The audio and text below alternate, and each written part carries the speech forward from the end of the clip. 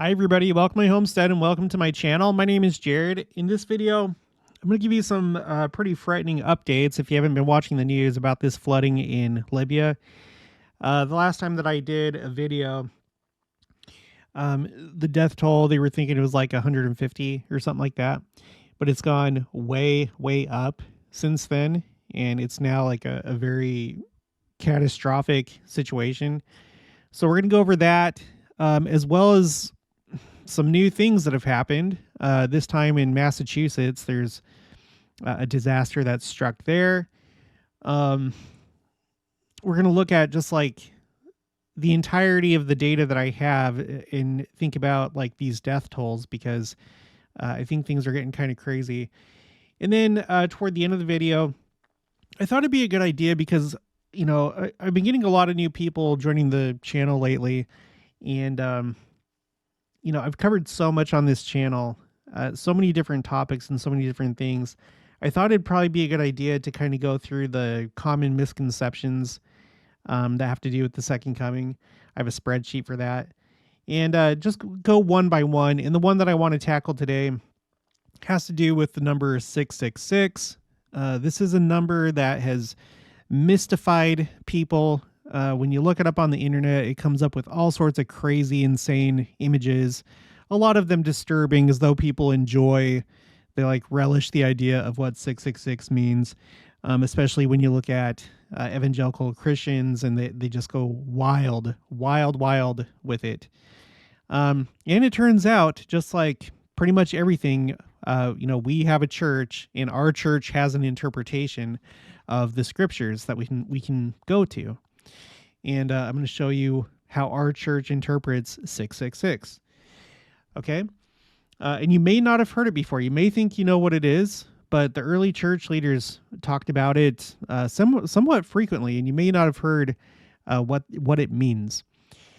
Okay, so first, well, let's go to Libya, and we're going to look at a bunch of videos as well, but let me do kind of like the main stories first, like these different articles, then we'll look at the videos.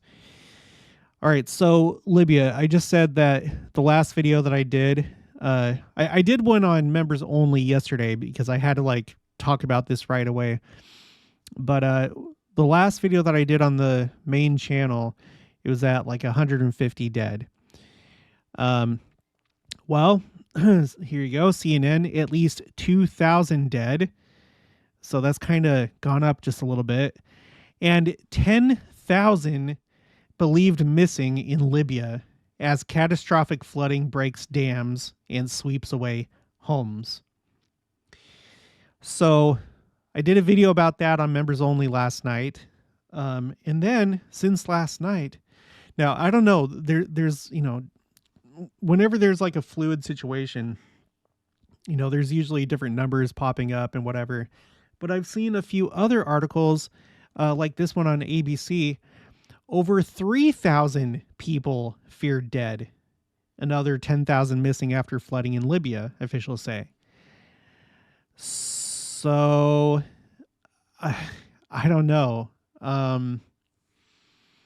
Okay, so, and we got to look at this in context. We need to compare it to other disasters that we've been tracking. I wish so badly that I'd been keeping this tracker since the beginning of my channel, but it just, things evolved over time, and it's only now that I'm doing this. I was only going to keep track of capital cities, but now I'm just going to do just the best that I can. All cities. I'm going to do them all. So, holy cow. So we're going to look at this. And just so you can kind of visualize where we're talking about with Libya before we get into this article, it's down here. There was a hurricane in the Mediterranean, Hurricane Daniel, that first hit Greece, Bulgaria, Turkey, and specifically Istanbul and Athens. Those were two of the hardest hit cities. But then it made its way southwest, as far west as Tunisia and Sousse. I don't know if that's how that's pronounced. Put it in the comments below if you know how to pronounce that. And then when I first heard about this, it was on the weekend. At first, it was just looking like Misrata, and there were just like a few videos. It didn't seem like it was going to be like that big of a thing, but no, it turned out to be a really big thing. And now it's hit Benghazi, Al Marj, and Derna. So this blue boundary, of course, this is roughly the affected area. And it seems like it's actually moving its way into Egypt. It doesn't, who knows what's going to happen there. There may not be catastrophic flooding, or there might be. We'll just have to wait and see. And keep in mind, this comes at a time when we just had this really deadly earthquake in Morocco. So Northern Africa is seeing a lot of disaster right now between these two events, the earthquake and storm or Hurricane Daniel. Interesting name, by the way. We all know the prophet Daniel, and he was the one that had a lot to do with the fall of countries, or the fall of the nations in the last days when Christ assumes the kingship of the world and installs his political kingdom. So anyway, let's go back here. Let's look and see what it says in this article from CNN. Okay, around 2,000 people have died and 10,000 are believed missing after Storm Daniel dumped so much rain on Libya's northeast that 2 dams collapsed, sending water flowing into already inundated areas. You guys, oh my gosh, if this gets up to 10,000 deaths, this is going to be a major, major thing. Tamer Ramadan, head of the International Federation of Red Cross and Red Crescent Societies delegation in Libya, gave the numbers of missing people during a briefing to reporters in Geneva, Switzerland on Tuesday. Quote, "The death toll is huge," she said. In the eastern city of Derna, which has seen the worst of the devastation, as many as 6,000 people are missing. Othman Abdul Jalil, a health minister in Libya's eastern administration, told Libya's Al Masar TV. Whole neighborhoods are believed to have been washed away in the city, according to authorities. This is like biblical stuff when you have neighborhoods, cities, being completely destroyed. Okay. Abdul Jalil toured Derna on Monday. Quote, "The situation was catastrophic. The bodies are still lying in many places," he said. And then he continues, "There are families still stuck inside their homes, and there are victims under the rubble. I expect people have been washed away into the sea." There's been a lot of weird imagery lately of people going into the sea, whether they're jumping into the sea to escape fire, as was the case in Lahaina, and then up in Kelowna in British Columbia, Canada. People were jumping into the lake to escape the fire. And then we've had people being swept into the sea because of these like flash flooding events. This is just biblical. It really, really is. Okay, so here's a picture. Let's see. Aerial view of floodwater as powerful storm and heavy rainfall hit Shahat city, Libya. All right. Let's see. Dams collapsed. The collapse of 2 dams under the pressure of flooding sent water rushing towards Derna, causing catastrophic damage, authorities said Tuesday. Quote, 3 bridges were destroyed. The flowing water carried away entire neighborhoods, eventually depositing them into the sea, said Ahmed Mismari, spokesperson for the LNA. And here you can see just the catastrophic damage, all the like mud and dirt, and looks like that's like a down power line right there. Cars all ruined and destroyed. Not just like carried away, but look at the roof of this car. It's like completely crushed. I don't know how that happened. Maybe it hit up against something, or I don't know, but it's crushed. And this car doesn't look a whole lot better. Like the back side of the car is, crushed by something. There's like something on top of it. Ali said authorities didn't anticipate the scale of disaster. quote, the weather conditions were not studied well. The seawater levels and rainfall were not studied. The wind speeds, there was no evacuation of families that could be in the path of the storm and in valleys, he said. I wonder how that would have affected things if there had been an evacuation, but there wasn't. All right, he continues, Libya was not prepared for a catastrophe like that. It has not witnessed that level of catastrophe before. This is something that's starting to be said over and over and over again. We've never seen anything like this before in the history of you name the place. For example, let's go to Brazil, to the state of Rio Grande do Sul. And that's what the governor of that state said. The worst ever weather disaster for that state. And then this was just a few days ago, 6 days ago, September 6th. But it's just like it's being said over and over and over again in so many places. You know, just for example, another one, Beijing, August 1st, they had the most rainfall that they've ever had on record, which goes back 140 years, if I remember right. And the same thing with Hong Kong. It's the same thing. They had the most rainfall that they've ever seen in 140 years. So now you have Libya saying that they've never had a catastrophe like this. Oh, and that's at the same time that this fire is still raging in Greece, the largest wildfire in Greece's recorded history, as well as the European Union's recorded history, because Greece is part of the European Union. At the same time that we have Louisiana having its largest wildfire in state history. Just record-breaking after record-breaking after record-breaking event. And this is just within the last couple months. Really a month and a half, because today's the 12th. So August and then until the 12th of September. All this has happened.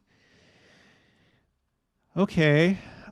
We are admitting there were shortcomings, even though this is the first time we face that level of catastrophe, Ali told Al Hura channel.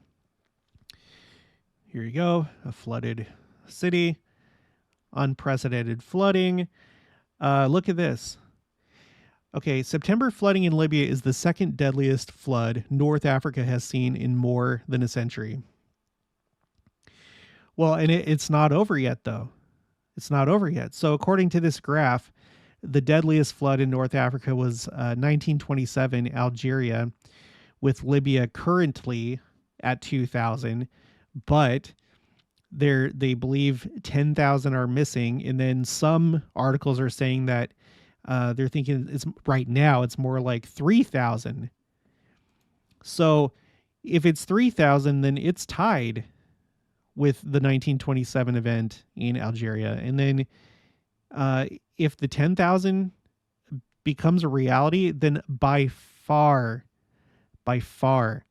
this is going to be the worst flooding event in North Africa. Probably not even just in the last century, probably in recorded history if it goes up that high. All right, so anyway, so that's what is going on with Libya. There's the update. Say prayers for the people there, that they can recover. Pray for the people that are missing, that they'll be found and make their way to safety. Get rescued, you know, if they're like buried under rubble or things like that. So that is Libya. I just back, you know, on Saturday, I think Saturday is when this first came on my radar. It seemed very minor. It was just like, oh yeah, now Hurricane Daniel's hitting Libya. They've closed some oil ports, and that was basically it. There were a couple of videos on X, which initially got on my radar, and I was like, oh yeah, there's some flooding, but it wasn't anything like the videos that came out later. So, okay, so that's Libya. Now let's go to Massachusetts. Let's go to the map. The area that we're talking about. There's kind of like one. There's been a few affected cities. I'm not going to do like every single city, but the one that seems to have been the most affected is Leominster or Leominster. It's probably Leominster. I don't know. Here's Boston over here. Let me turn on places and borders and whatever. Here's Boston. So it's northwest of Boston, but this area and like the surrounding area flooded with the same type of flooding. I'll show you. We're going to look at a bunch of videos that show it. Videos show catastrophic flooding in central Massachusetts. Parts of Massachusetts were devastated by flooding on Monday after hours of torrential downpours in the area triggered emergency evacuations and engulfed entire roadways. And believe me, there was a lot of damage and destruction. We'll see it in the videos. According to a report from WBZ meteorologist Terry Eliason, I don't know, parts of Leominster, about 37 miles northwest of Boston. So I always think of it like, I always like boil things down to like, if you're traveling, highway speed, about 60 to 65 miles per hour, that's about how long it would take. So, it's about a half hour drive on the highway from Boston, half hour to 35 minutes, something like that. So they experienced over 9.25 inches of rain by 9 p.m. Monday. And then a flash flood warning. Here you go. Cars, the water level going all the way up to, the door of cars. Leominster Mayor Dean Mazzarella posted a video on his Facebook page Monday evening, urging residents to stay off the roads and stay inside, describing his city as roughly 43,600 people as one big lake. Something that you probably don't typically think about when you think of Massachusetts. Sinkholes also appeared along multiple roads in Leominster, and some residents were left stranded after bridges were completely washed away. I think that's all the highlights I have for this article. If you've been to these places, put it in the comments below. Have you been to Leominster? Have you been to Libya? Or in Brazil, what was that place called again? Rio do Sul, I think. Are you from there? I need to check. Yeah, Rio Grande do Sul. Have you been there? Did you serve a mission there? Are you from there? Let me know. Let me know if you're from any of these places that we're talking about. Okay.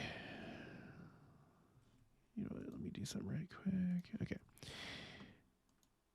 And then, speaking of Rio Grande do Sul, so here's the picture. You can see all the flooding and stuff down there. I got the current death toll on this, which is 47. So I added that to my newly created column G for death toll, because that is a meaningful thing to keep track of. So here it is right here. Brazil, 47. Okay. But let's hone in on Libya and Morocco. Now, in all fairness, okay, I think that these might be among the two deadliest disasters this year. I haven't been keeping track of disasters. This only goes back to May. And then I have a couple from January. But I think that the three deadliest disasters this year was the earthquake in Turkey in January, which killed I have to double check, 59,259 people. That is a lot. 59,259. So we had that in January. And then we have these two events, which happened. One was one day and one was the next day, on the 8th and the 9th of September. And in the same part of the world. It's really weird. So Marrakesh, the last that I checked, they're at 2,500 deaths. In fact, I should have checked that earlier today. Marrakesh Death toll. See, there's all sorts of different numbers. Well, that's 1 day ago, 2 days ago. The Independent says 28. That's 48 minutes ago. And this might be the more accurate number from New York Times, because the Independent may have just rounded it. I don't know. So anyway, it looks like that's gone up now. It's at like 2,800. So let me update that. 2,800. Okay. So if the Turkey earthquake was number 1 for this year, I think there's a good chance that these are number 2 and number 3, because I can't think of any other disasters that were like really big. If you know of any that happened this year, let me know. Send me the article, send me an email. I'll update the tracker. Which is really crazy because, we were focusing so much just a month ago on Lahaina, where almost the entire city burnt down. But the deaths as of right now is only at 115. And, that's like typically the case when it comes to fires and wildfires. They don't see as many deaths as like earthquakes and other disasters do. But when this happened, this made all the news and we paid a lot of attention to it. And there were a lot of interesting things that went along with this. But if we think about Lahaina at 115, and then we compare that to what just happened in North Africa, in Morocco and Libya and Tunisia, these two are a lot worse. And what's interesting again is that, so Morocco happened the day before President Nelson's birthday, and then Libya happened the day of President Nelson's birthday.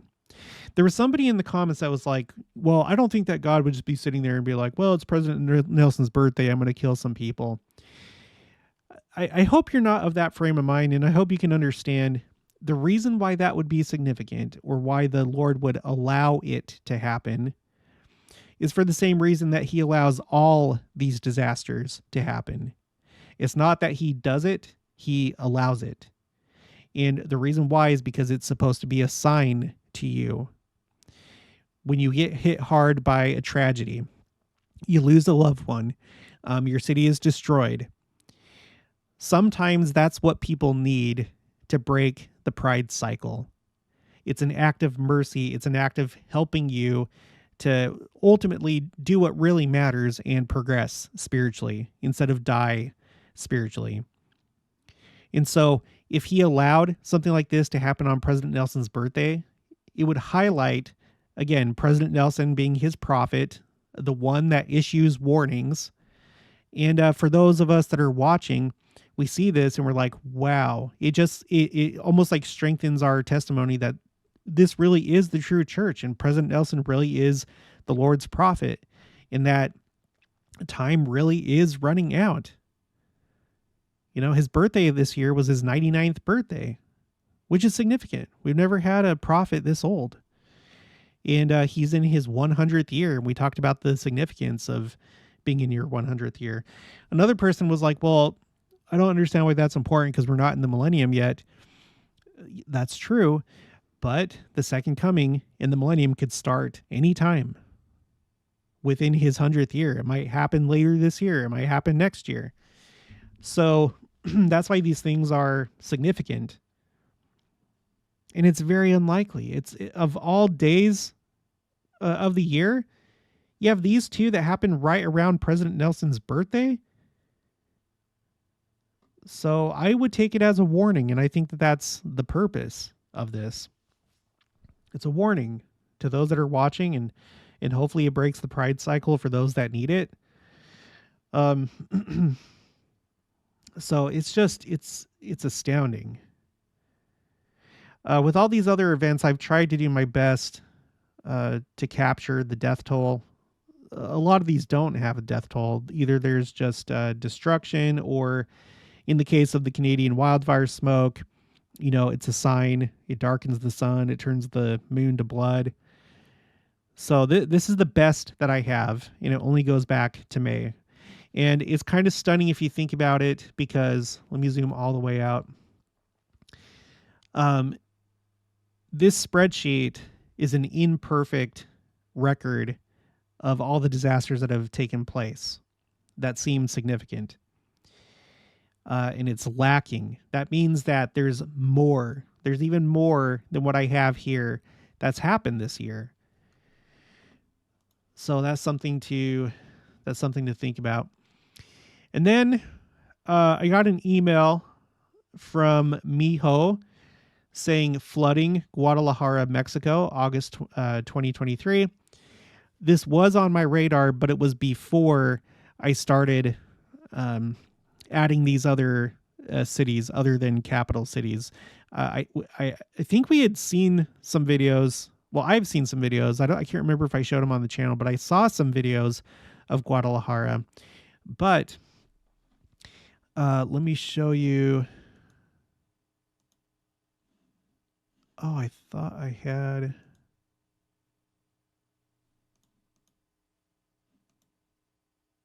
An article up. Anyway, just trust me. I verified it. This did in fact happen. There's this link right here. It takes you to Victoria VA Advocate, but there's many other articles that also confirm this. And so, thank you, Miho. I added it to my spreadsheet here. Here it is. It doesn't seem that there were any deaths, but there were flooded streets, cars swept away by water currents, damage to public transportation, and blackouts. And then let's take a look at it on the map. If you don't know where Guadalajara is, it's right here. Okay. So this was on the 31st of August, not too long ago, just a couple weeks ago. Let me know if you've been to Guadalajara or if you're from there. I would like to know. Okay. And then, yeah, all I have checked right now are the last couple months. Let me take the borders off so you can see it a little bit better. And then let me just check all of 2023. And there's been a lot. There's been a lot. The derecho in Springfield and Nauvoo. There's been other really large storms and stuff like that. Washington, D.C., Ottawa, the capital of Canada. Heat records, flooding, just all over. Lahaina right there. And this isn't even all of it. I wish it was, but it's not. Okay, so with that being said, let's go ahead and look at the videos. This is from Indonesia. I just reposted it just because it's interesting. It's like one of those fire tornado things. But anyway, okay, here's Massachusetts. All right, you see cars all over the place because they were brought there by the flooding. You know, they floated away. This is Massachusetts, Leominster. Don't worry, the videos, they get more dramatic than this, unfortunately. But, okay, so you have, a street that's been turned into a river. Just the typical thing that we see over and over again.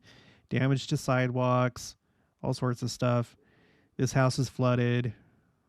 A person rescuing a dog. So I'm glad that dog is safe. Sinkholes. Big sinkholes.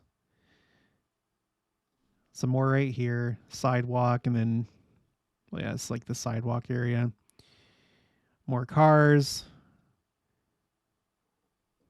Sinkholes. People searching. Rescuers, emergency responders searching, I guess, for people.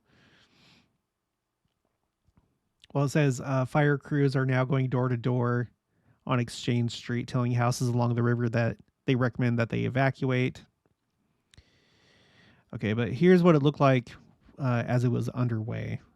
And so you can see how cars would end up, off the road, off to the side of the road, and in weird places. It's because they floated there. More sinkholes. The entrance to the Dollar General on Branch Avenue after flash flooding.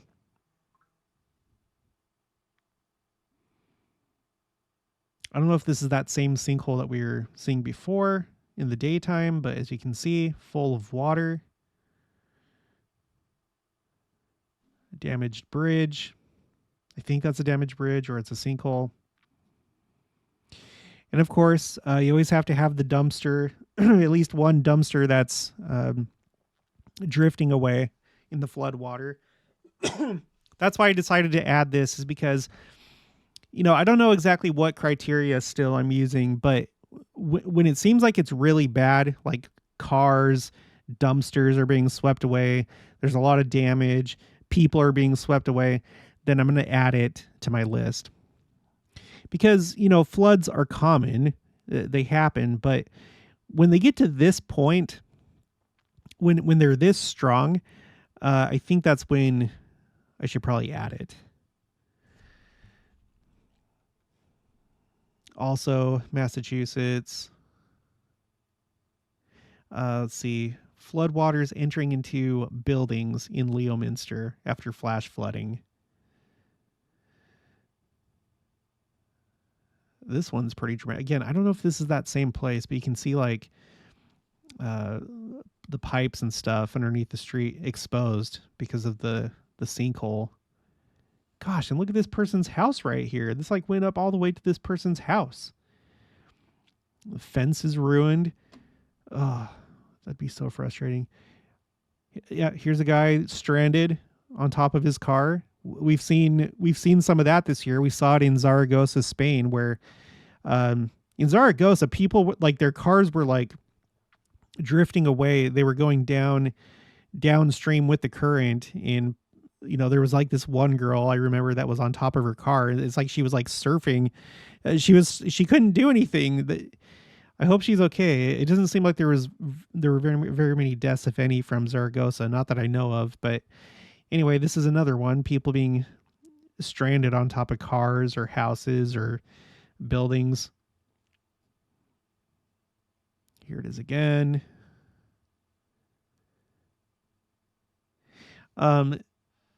Here is China.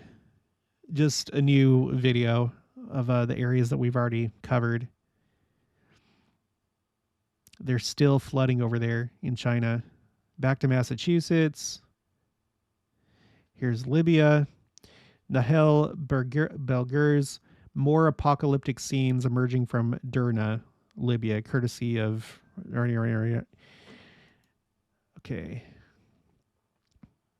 This looks really bad. You think about Lahaina. Remember how after Lahaina, it looked like essentially a nuclear bomb had gone off? Well, gosh, look at this. It doesn't look like a nuclear bomb, but it looks like, a tsunami or something hit here. The destruction is just massive. So insane. It looks like a part of this building or these buildings. I can't tell if it looks like that might be just one building. I don't know, but it looks like a part of it completely collapsed, as well as some of these other ones over here. It's kind of hard to tell. All right, here's Massachusetts again. My gosh. Oh yeah, if you didn't know, there was a rainbow over New York City yesterday, which was 9/11. So someone got a video of that, which is really neat.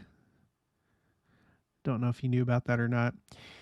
And then to finish things off, as far as like these, X goes, there's this going on today in Israel. If you'll remember, there's been crazy protesting in Israel pretty much this whole year.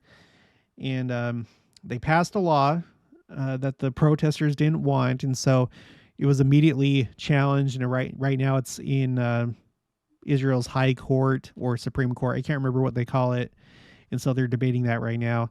And there's protests going on. And that this story is still not over. But this is like a big story in Israel right now. If you check any of the Israeli news sites, everybody's talking about this.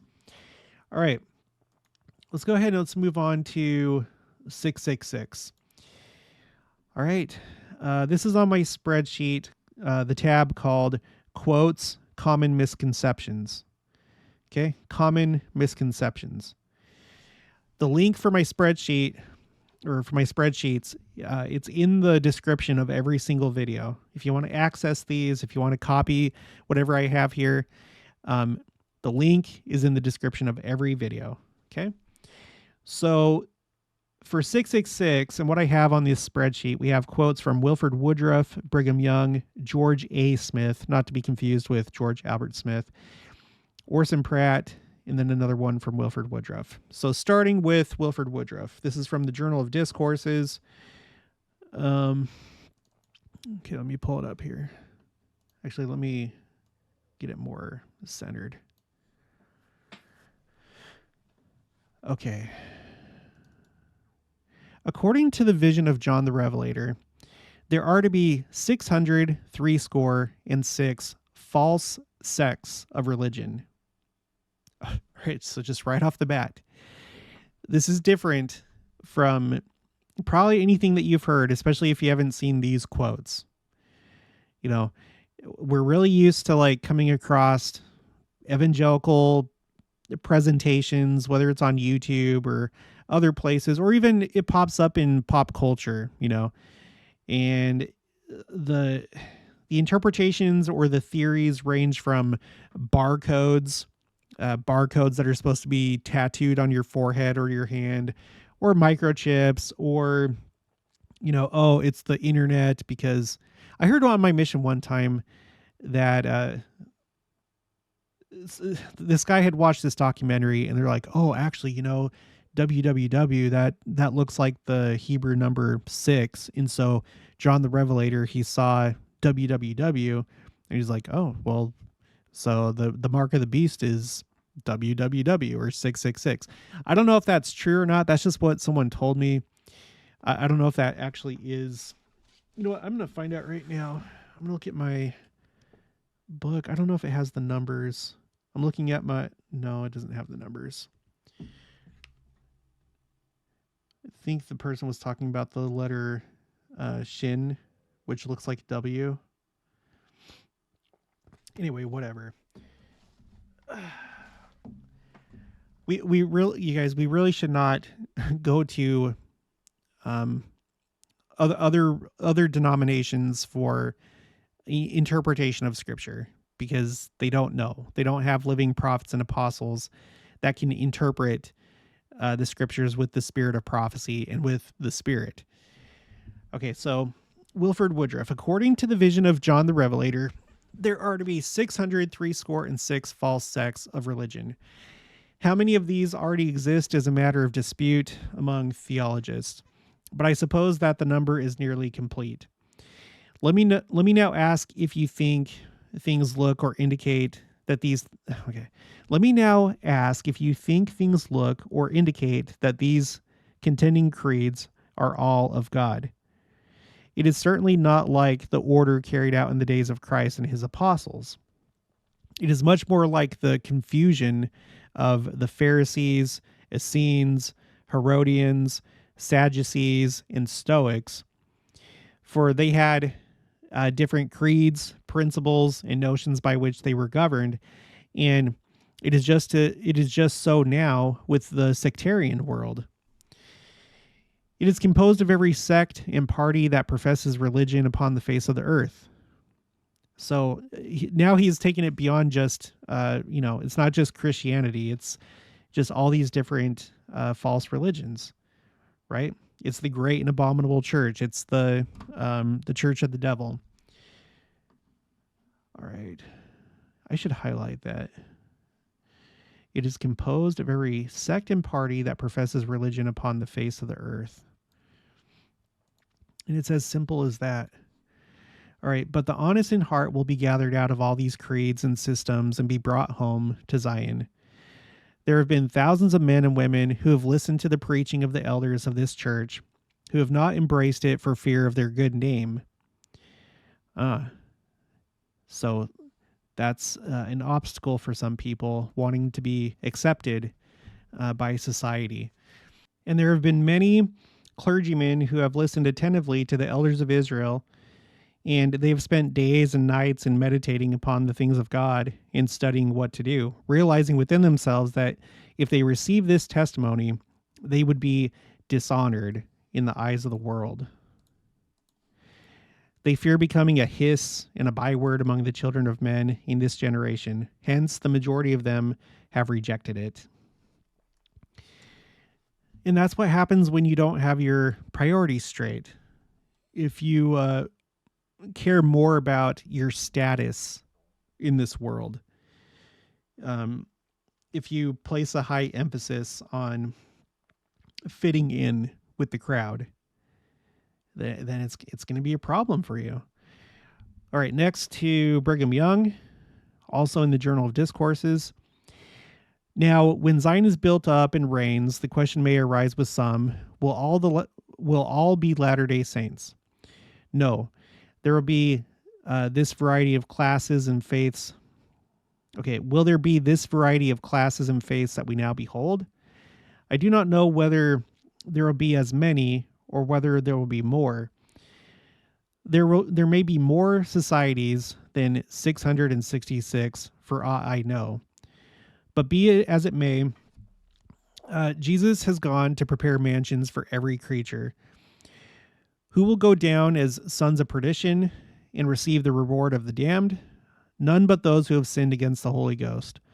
All others will be gathered into kingdoms where there will be a certain amount of peace and glory. Will the Methodists have their heaven? I will venture to say that John Wesley, if he ever hears the gospel preached in the world of spirits, will enjoy all the happiness and glory that he ever thought of. And so it will be with others. I mention them merely because he is a noted character. In all those kingdoms, the people will be as varied as they are here. In the millennium, men will have the privilege of being Presbyterians, Methodists, or infidels, but they will not have the same privilege of treating the name and character of deity as they have done heretofore. No, but every knee shall bow and every tongue confess to the glory of God the Father, that Jesus is the Christ. This is a strange doctrine to outsiders. But what do they know about the Bible, heaven, angels, or God? Nothing. They have not the least conception about their true character, although they feel an influence that is divine, that comes from heaven, which leads them to worship that which is pure, but they know nothing of him from whom all good comes. This is important to understand. It's not just, you can't look at this through the Protestant or Catholic context, like what you're calling them 666 and that we're talking about the apostate nature of those denominations. We don't have the same concept of hell or demons or the devil that they do. Don't get it confused. It's simply that they don't have the fullness of the truth. Satan has been at work this entire time since the church was lost after the time of Christ and during the great apostasy. And yes, there's been a lot of good, and the Lord has sent his spirit and inspired people, and people have still lived good lives, but they haven't had the entire church and the entire truth. And more importantly, they haven't had the priesthood keys, which are necessary for exaltation. So, there's a lot of good people doing a lot of good things. Some won't join the church because they're worried about how they'll be perceived. And then some, it may just be their true belief that this is wrong. But whatever the case, the 666 is talking about essentially the great apostasy, and then even broader than that, just the entire world, all the different belief systems that are not true, even if they have some truth in them. They're not true in their entirety. Okay, George A. Smith, first counselor in the first presidency. He says, in a debate some years ago between Alexander Campbell, the founder of the Disciples or Reformed Baptists, and Bishop Purcell of Cincinnati on the Catholic religion, Mr. Campbell undertook to prove that the numeral letters that compose the name of the beast would answer to the name of the Catholic Church. Bishop Purcell made a very facetious reply saying that he could find the same numeral letters in the name of Alexander Campbell and could find in these numerals, he thought, the beast with a hump on his back. Now, though all these sects professing Christianity differ on various points, there is one peculiarity belonging to the whole of them. They all unite in declaring that God has ceased to give revelation and that he has ceased to inspire men with the spirit of prophecy. While they are all united on this point, they are divided on other points, such, for instance, as the doctrine of transubstantiation, or the belief entertained by the Catholics that the bread and the wine consecrated to the sacrament become the actual body and blood of Christ. I suppose that tens of thousands of men have died on the field of battle endeavoring to settle this question by the sword. Another point of difference is in relation to the form of baptism, some contending that to dip the finger in a cup of water and sprinkle an infant will answer, as well as for an adult who go down into the water and be immersed as the Savior was. Thousands have learned. Men have exhausted their ingenuity trying to determine whether a certain Greek word from which the word baptism is derived means to immerse, to sprinkle, or to pour. So, again, it's like, no, it's not just the Catholic Church. It's all these sects professing Christianity. And again, not just Christians, but all false religions and belief systems. Let me highlight that. Okay, the next one is from Orson Pratt. He says, Some 3 centuries ago, there came out some excellent men named Martin Luther, John Calvin, and many others that might be mentioned who protested against the wickedness and abominations of the church wherein they had been educated and of which they had been members. Because of their protestations against the mother church, they were called Protestants. They pronounced her the whore of all the earth. They declared that she had no authority, that she had none of the blessings and gifts which characterized the ancient Christians. They came out and established other churches. The Lutheran Church prevailed in Germany and various portions of Northern Europe. The Calvinist Church, or Presbyterian Church, was also established. Henry VIII established and became head of the English Church. Wesley, at a later period, established a church which has grown to great numbers at the present day. But among all these churches, where are the characteristics of Zion? We hunt for them in vain. Go to all these 666 different Protestant denominations that have come out from their mother church and inquire of them. Have you inspired men among you? And their united voice is that God speaks no more in our day. No other message is given from heaven. No voice is heard from the eternal worlds. No angels are sent in these days. No inspired apostles are raised up to establish the church and the kingdom of God. No men are filled with the spirit of prophecy to portray the events of the future or to accomplish and perform the work of God in our day. We inquire, what have you? Oh, we have, and then the answer. Oh, we have 666 different denominations, and we have surnamed ourselves Christians. We are Bible Christians. How mistaken they are. Bible Christians were those who believed in having apostles and inspired prophets among them. Bible Christians could receive more revelation and add more books to the Bible. Bible Christians could converse with the Lord and oftentimes beheld the face of Jesus. They could commune with holy angels. They had authority from God to lay hands upon those whom they baptized for the reception or baptism of the Holy Ghost. This was what constituted ancient Zion, but inquire of these characteristics among these 666 different Christian denominations, and they will tell you they are all gone. They have not any of them amongst them. Now suppose we take Now suppose we take their word for it. I do. I really believe them. I think they tell the truth when they say they have no inspired men. I believe them when they say they have neither prophets nor apostles among them. Why do I believe them? Because they have received no new books in addition to the Bible, and whenever God had a people on the earth, they were constantly giving new books, inspired from on high. And when that ceases, we draw the conclusion that that inspiration has ceased. That was really well worded. All right, and then we have the last one. This is back to Wilford Woodruff, but later on in the Journal of Discourses, volume 25, page 206, column B. But as I have said before, when the prophets and apostles and all men who held the priesthood were put to death, the ordinances of the gospel became without effect. And in consequence of this, the whole world has been filled with sects and parties, with false religions and principles, until it would almost appear that there are the 666 which John the Revelator saw in his vision. And this has been the condition of the whole Christian world from the days of Jesus Christ and his apostles until the Lord raised up Joseph Smith and commanded him to organize this church and kingdom. Did he attempt to do this until he received the priesthood?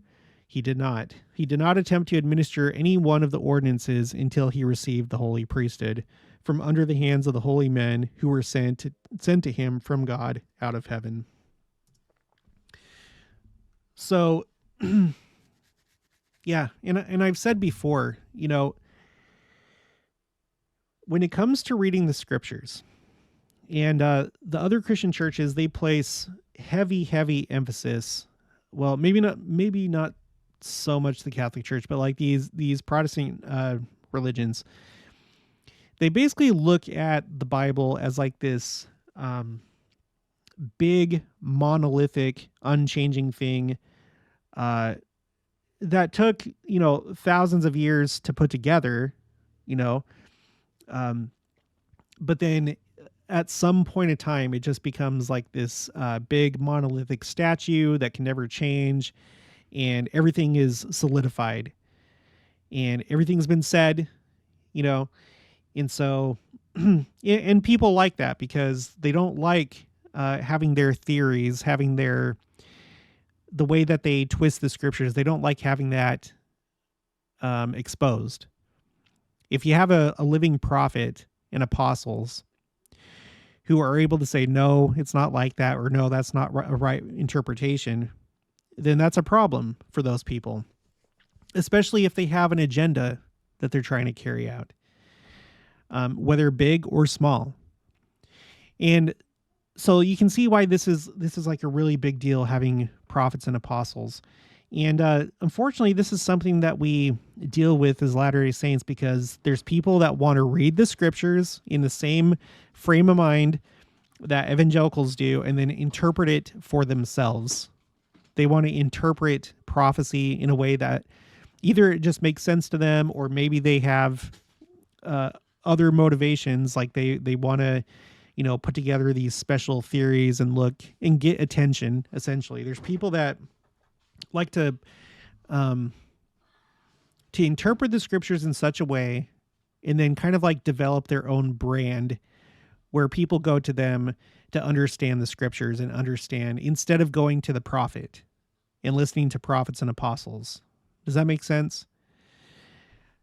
But there's people in the church that that sometimes do that, either knowingly or they innocently do it. They read the scriptures and then they interpret it themselves, not paying attention to the fact that the scriptures have already been interpreted and we have official doctrines of the church. For example, 666. You can spend all day reading the scriptures yourself and trying to look at the world and see, oh, that's kind of like 666, or this is kind of like 666, or this person has a theory, or that person has a book. None of that matters if it's already been talked about by prophets and apostles. And by the way, one of my other entries that I have on my common misconceptions spreadsheet has to do with the private interpretation of Scripture. We'll get to that at some point. All right, here it is. I should try and privately interpret Scriptures having to do with the second coming. President Nelson has talked about this. I'm just going to go ahead and read what he said. So this was in the November 2000 Ensign, page 16. Beware also of private interpretation. Look to the living prophets and official policies for interpretation. And there's people that no, they like want to take the interpretation away from church leaders and do it all themselves.